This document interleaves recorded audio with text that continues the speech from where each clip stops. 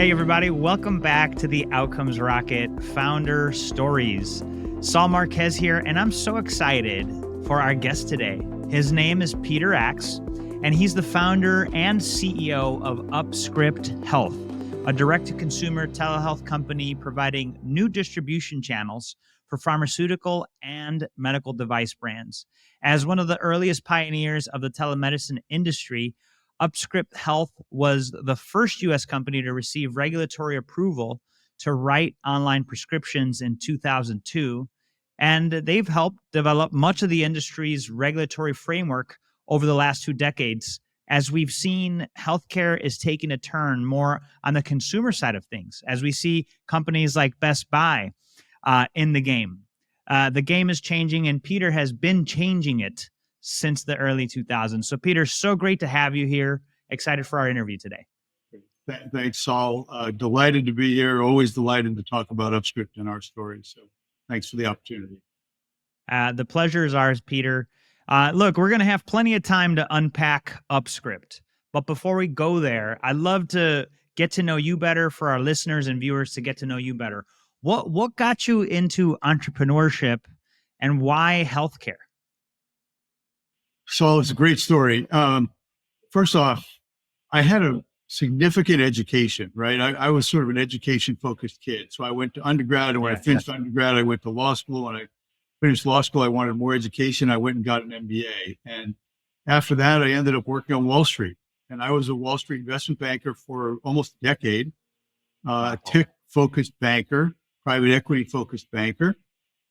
But what I always felt was missing was understanding how businesses ran and what a business really was. I was excellent at funding businesses, found financing a really interesting area to work in, but I wanted to really operate a business someday.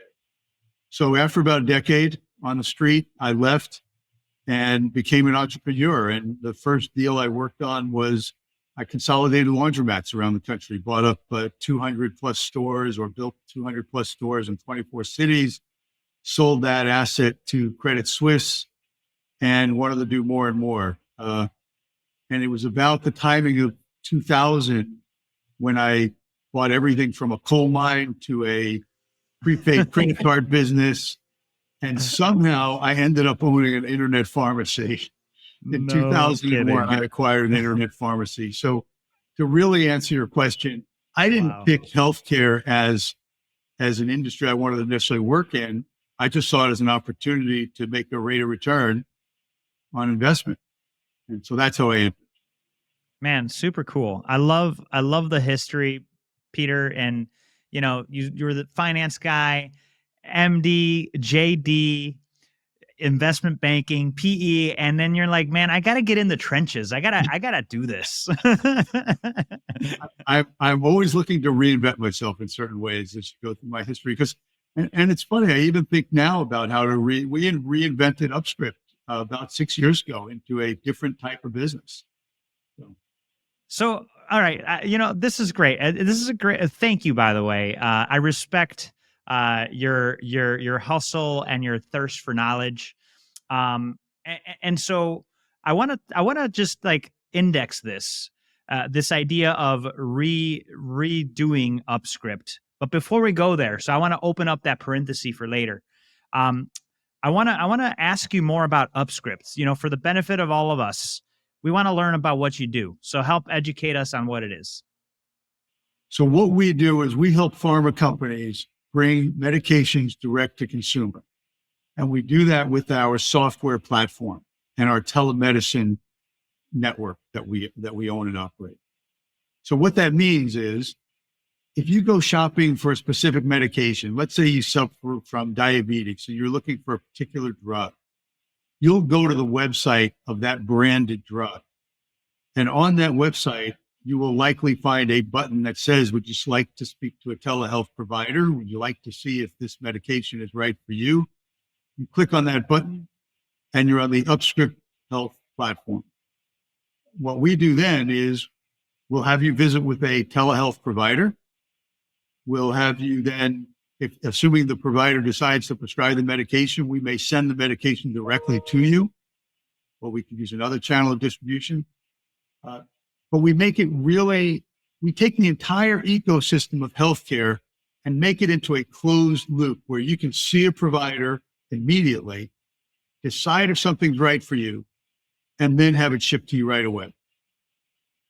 And what we've really done, if you unpack it, we're really creating a new channel of distribution for healthcare and making it extremely patient-centric.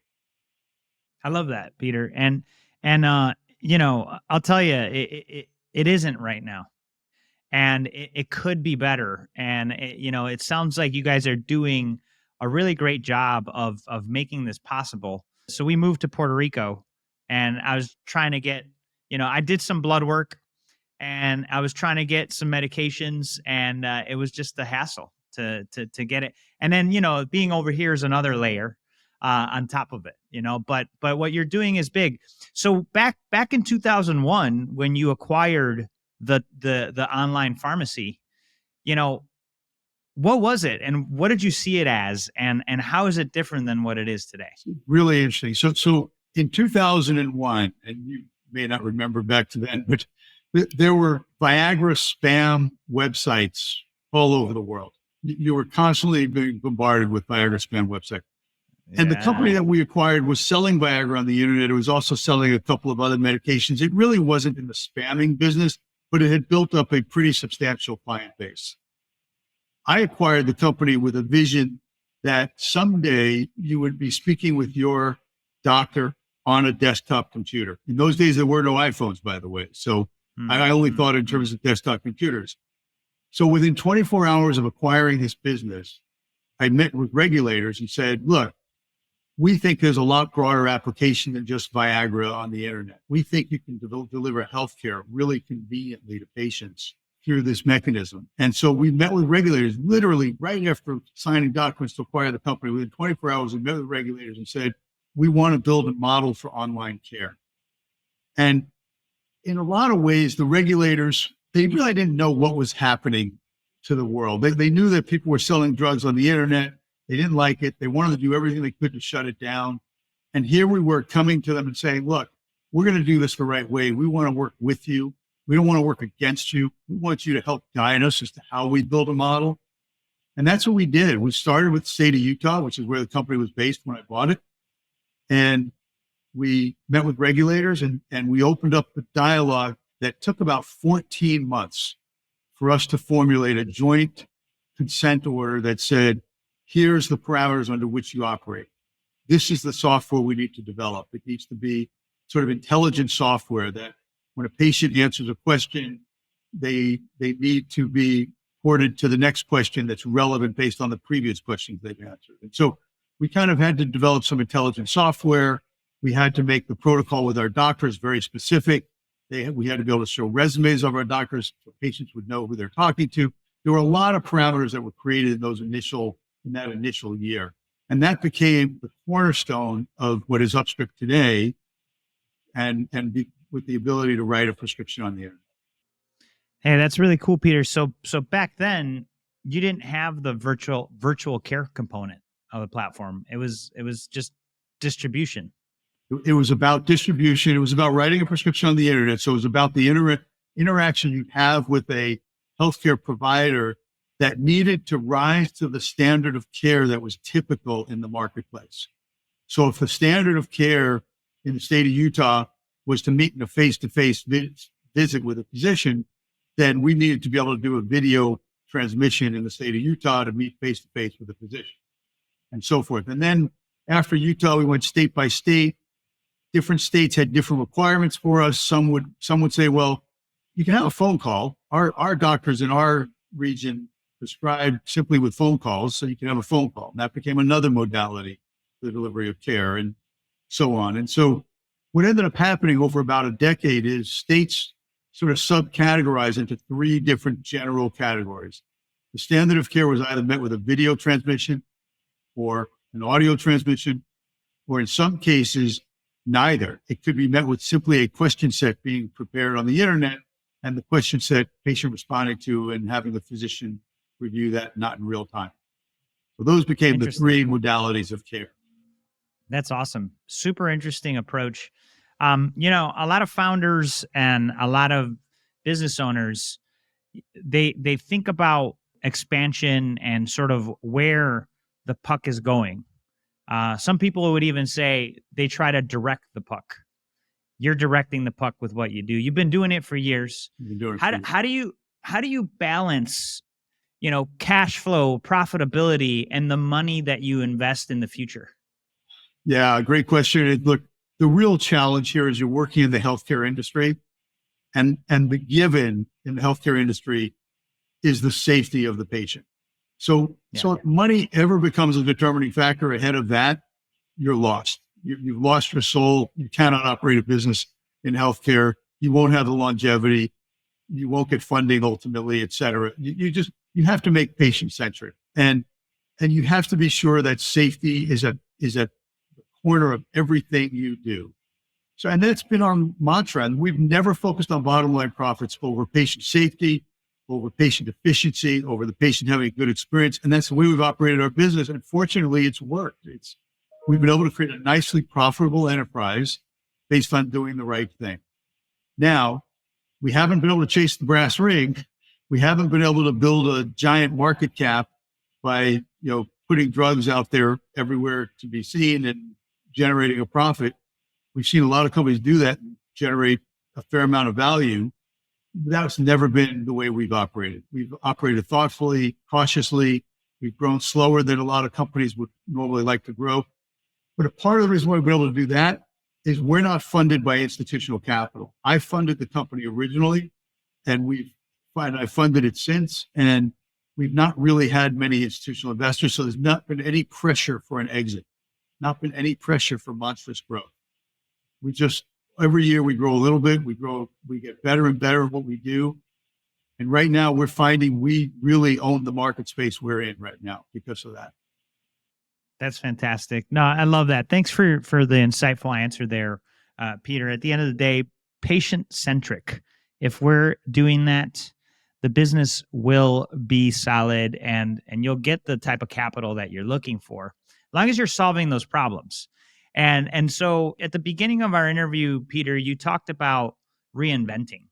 This next question that I want to ask you, I want to take it toward the reinventing path you were taking us to. And that's about your biggest setback. So talk to us about what that has been with UpScript and a learning that came out of it. And maybe that's where the reinvention came from. Maybe not. Yeah. Look, there's been a lot of setbacks. This has not been easy, right? And anytime you see a deal that's like, they became a star overnight, I don't believe in overnight success. I really do believe it takes a lot of years. And it's taken us 20 plus years to get where we are. So setbacks have been in the form, generally speaking, of regulatory, in the early days, generally speaking, in the form of regulatory issues. So we thought we were making great traction in, for example, the state of Texas 15 years ago. And lo and behold, the Attorney General wants to give us a hard time about doing prescriptions on the internet. And we're curtailed from writing prescriptions in Texas until we litigate there and ultimately prevail. And ultimately are able to write prescriptions using our modalities. Those are setbacks we had throughout the way. Various states, various regulators who were often not dealing from a sense of doing the right thing for the patient as much as they were very frightened as to what might happen with patients. And they were very frightened of our motivations and other companies' motivations. So they immediately shut the door. I think we had a number of those setbacks. And that happened over kind of like, say, the first 10 or 15 years of our development. Then what happened is the telemedicine statutes took hold and regulators started to realize, no, there's a role for telemedicine. And what we had been calling internet pharmacies for years now became telemedicine pharmacies or telemedicine websites. And so telemedicine started to have broad adoption. So that was solved. But then what we found ourselves, we were in the business of selling generic medications at a profit, writing prescriptions on the internet, and we generated profits from selling these generic medications. Well, I viewed that as there was suddenly going to be a lot of competitive forces. Margins would erode. It'd be very difficult to operate a business if all you're doing is selling generic drugs at a profit, because eventually you get to a zero margin business. And I think companies like Roman and Hims, can probably speak firsthand at that. I'm sure they've seen margin erosion over time because there's just more and more competitors doing what they're doing. Now, so what we had to do was to then say, okay, how do we create a business that is defensible, that's proprietary, that has moats around it? And what does that look like? And so when you talk about disappointments, I'd say the disappointment was the core business that we were involved in for a decade plus, earning really attractive profits, and we really had to pivot. And that was really a defining moment for us. And our pivot became, let's provide direct-to-consumer platforms for pharmacy brands, because the pharmaceutical manufacturers are going to need to be in this business. They're going to need to have this channel of distribution direct-to-consumer. They don't know how to do it. And from a regulatory standpoint, they can't own it. They can't do it. They need a third party to do it for them. So let's start making headway and build a platform that pharmaceutical companies will use for us to go direct to consumer. And that really, so when you talk about big disappointment, I'd say the big disappointment is we had to shift the core business and pivot into a new business. And that was about 6 years ago. And Peter, what was the reason for that? Why did you have to do it? What we were feeling was that generic medications being sold online was ultimately going to be a zero margin business. Understood. Yep. You made a clear point of that. Yep. Yeah. Got it. Thanks for clarifying. So we pivoted and said, let's partner with pharma manufacturers. And that's what we did. And so when we talk about how did that idea come about? I'm just curious, like how did that idea come? Because that's a very nuanced hypothesis, right? I wish I could say we were geniuses and came up with it. But no. Here's what happened. It's a beautiful story. In 2010, Watson Pharmaceuticals came to us.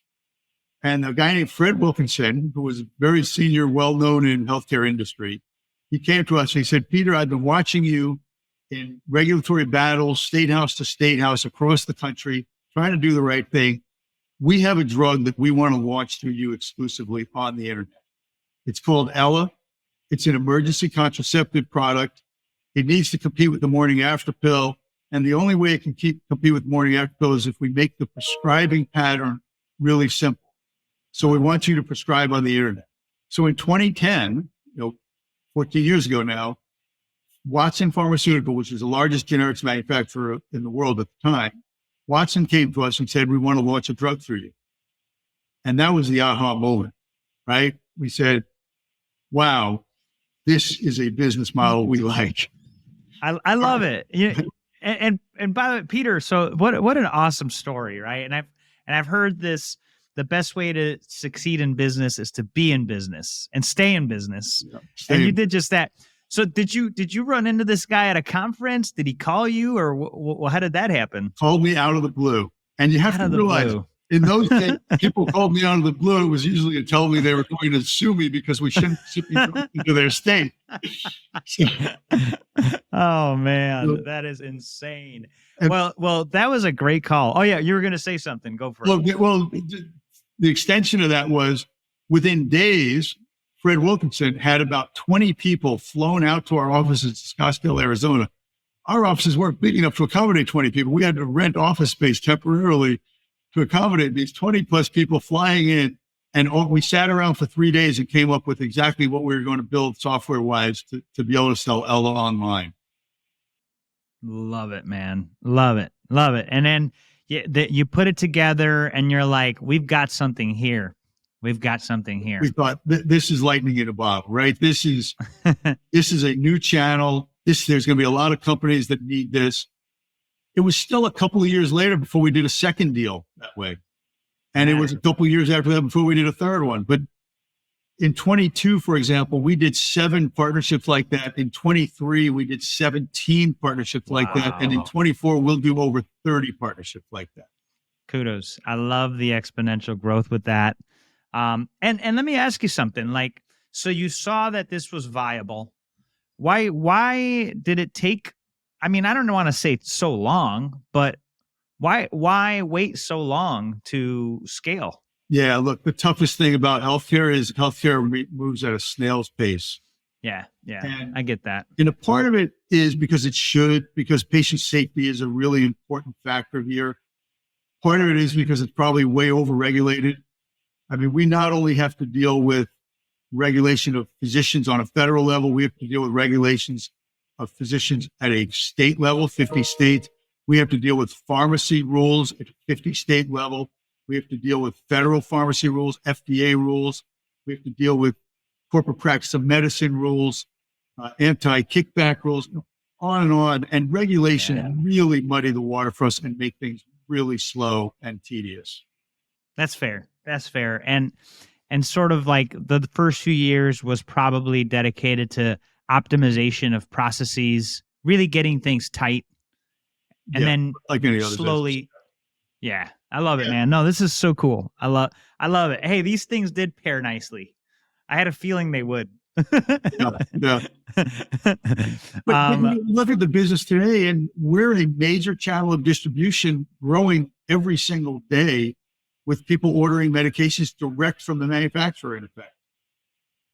Yeah. Yeah. No, I mean, it's brilliant and necessary, especially with the shortage of physicians and, inability to get in to see somebody to get you what you need. Like, this type of stuff makes a lot of sense. Peter, go ahead. You were going to mention something. To think about something else. When you go into the doctor's office today and you want an expensive sort of branded medication, the doctor generally has to complete a prior authorization to see if you have insurance coverage. Well, as a practical matter, doctors are busy. Only about 50% of those prior authorizations get completed. So 50% of the drugs that theoretically would get sold don't get sold. Because in the telemedicine space, we in effect manage the telemedicine offices, 100% of all prior authorizations get processed. So the likelihood of insurance reimbursement is much higher also. So everybody wins. I mean, the patient wins. The physicians don't have to be bothered with prior authorizations in their normal everyday practice. You can do it through telemedicine. It's a great winning strategy. Agreed. And the big one right now, Wegovy, semaglutide, GLP-1s. Are you guys playing there? We are, to some extent. We're going in slowly. It's a massive marketplace. Massive. A couple of years ago, they were predicting it was a $50 billion market. Then they predicted it was going to be a $100 billion market. Today, they're predicting it may be as much as a $150 billion market. And the largest drug to date before this was about $30 billion. Was that Viagra? No, that was Humira, I believe. Yeah. Humira. Interesting. Well, we're living an interesting time, folks. That's for sure. The times are changing. If you're not changing with them, you will get left behind. And that's why I love talking to entrepreneurs like Peter Axe, founder and CEO at UpScript. He's doing incredible work, and he's blazing the trail. So Peter, we're here at the end. I'd love to keep chatting with you. Maybe we'll do a part 2. What closing thought would you leave our listeners and viewers with? And what's the best place they could learn more about you and UpScript? So first of all, go to UpScriptHealth.com and you'll learn about how we partner with pharmaceutical companies of all sorts and even consumer products companies. If I were going to leave some parting thoughts, I'd say what I've learned through what is now a pretty long career and 20 plus years in healthcare industry is you always have to do the right thing. You do the right thing by your investors. You do the right thing by your partners. You do the right thing by your patients, your consumers, and all the rest, all the success just comes after that. If you always stick to doing the right thing, never focused on short-term profits, never focus on your own benefits, focus on everybody else's benefits, and you'll do just great. And you'll have a wonderful life. That's my thought. What a great way to close. A great reminder for all of us. Let's do the right thing, and everything else will fall into place. Peter, really have enjoyed our time together. Thank you so much for being with Outcomes Rocket on our Founder Stories series. Great. Thanks, Saul. It's been wonderful to be here.